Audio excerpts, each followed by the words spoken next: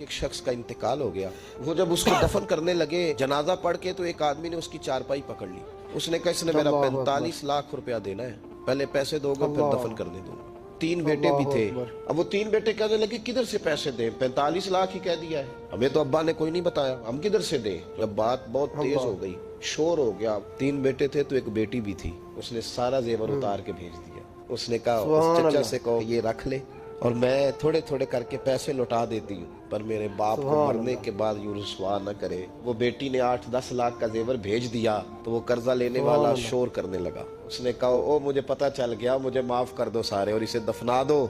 का क्या हुआ? तो वो कहने लगा मैंने इससे 45 लाख लेना नहीं था, मैंने देना था। मैंने ये रवैया इसलिए इख्तियार किया है कि मैं देखो इसका असल वारिस है कौन। तो असल वारिस वो बेटी है जिसने अपने अदी वाले दिन पहनने वाले जेवरात उतार के दे दिया। उसने कहा कि बाप का कफन न मैला हो।